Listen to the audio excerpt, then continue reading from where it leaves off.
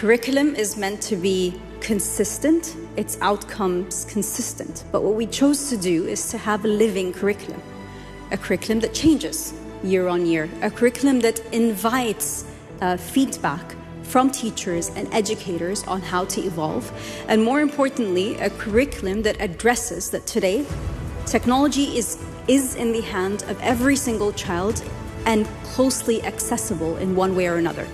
And we made a concerted choice to educate children, not on artificial intelligence, but on robots as early as 4 years old, ending at 18 years old. The reason that choice was made is because we have an understanding that if they are not taught how to use it correctly, ethically, and critically, they will not be able to create the right impact of use.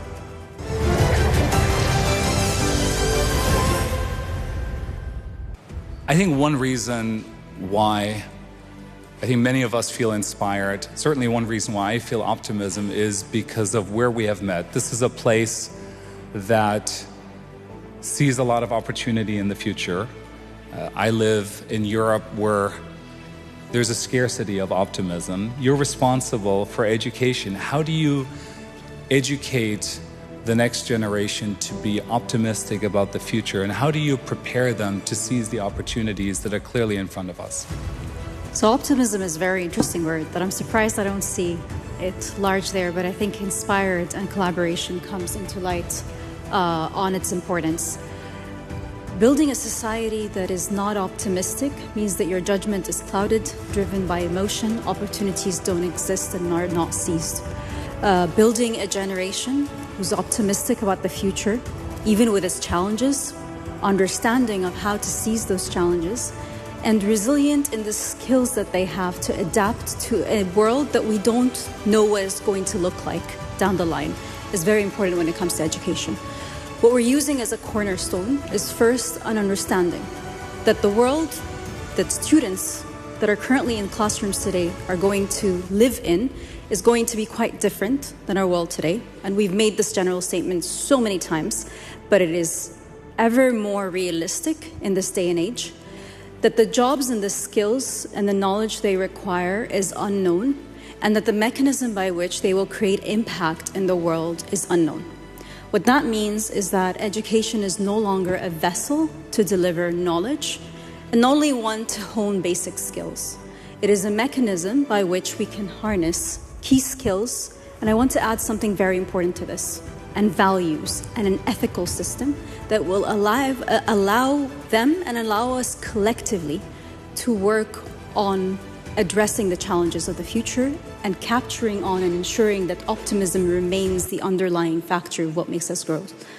This is why we are looking at how to evolve what education is, understanding truly what are the skills that each child requires depending on their age, and understanding again truly how do we harness the knowledge and skills and values to be able to create impact, ensure that they remain inspired, collaborative, and create a world that is better and more stable than what we see it today.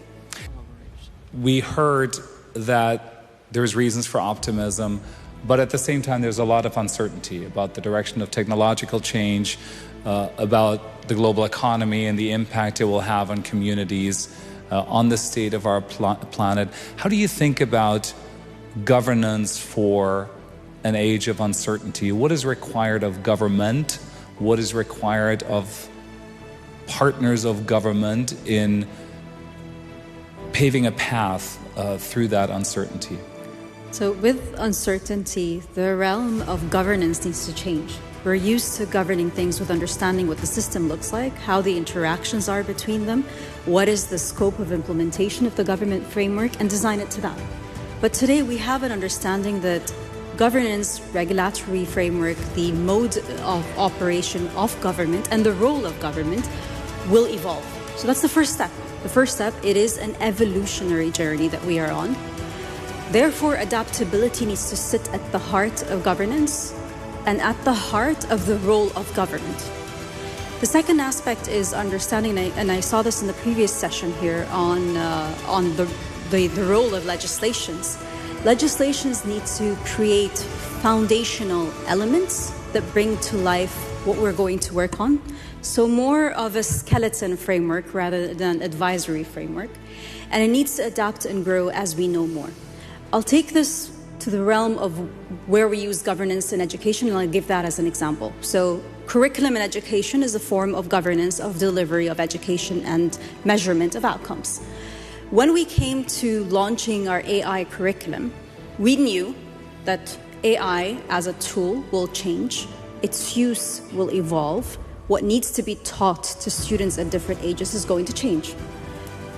Curriculum is meant to be consistent, its outcomes consistent. But what we chose to do is to have a living curriculum, a curriculum that changes year on year, a curriculum that invites feedback from teachers and educators on how to evolve, and more importantly, a curriculum that addresses that today technology is in the hand of every single child and closely accessible in one way or another.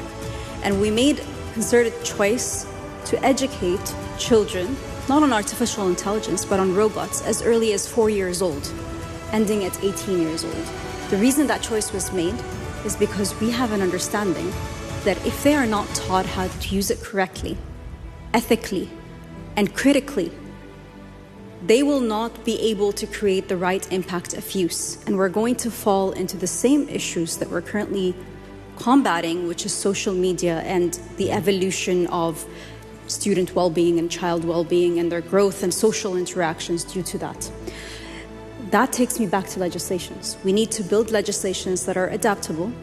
It is okay to change a legislation after a year or two if it is not relevant. And it is okay to start with a policy first and start governing it once we understand and know more. Collaboration is one of the words that was up on the screen. And of course, many of the challenges we're confronting are global challenges. Are you sharing with your peers? Are you sharing your curriculum? More generally, how do we have to think about collaboration among governments when it comes, for example, to thoughtful legislation, curricula innovation? Does that happen? Does it happen sufficiently?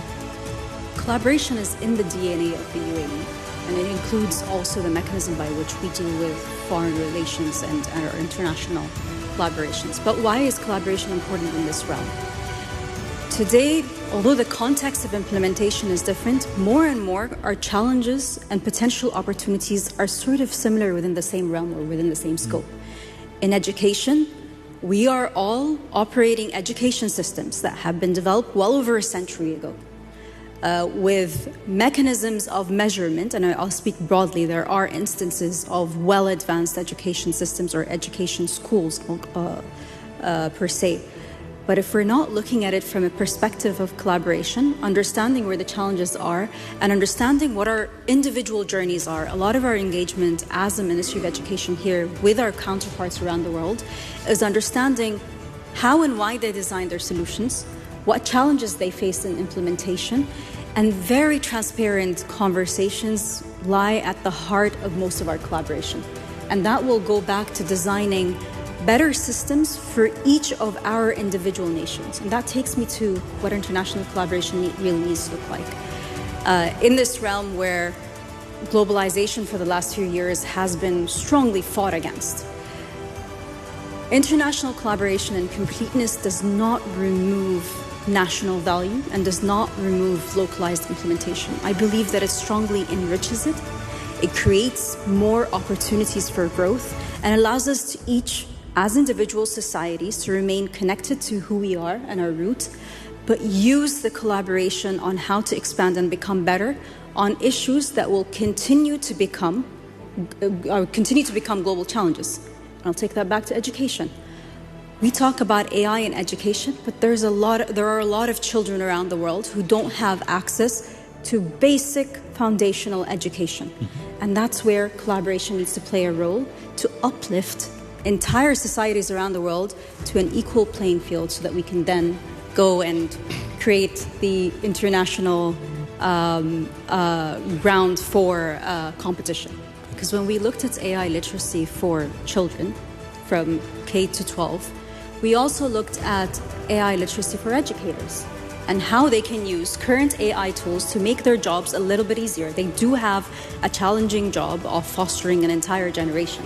So I completely agree from an organizational perspective to look at AI literacy as an initial point, and we're continuing conversations as an organization, and again with our counterpart organizations around the world, on how to evolve the skill sets that are needed for the jobs that are in place.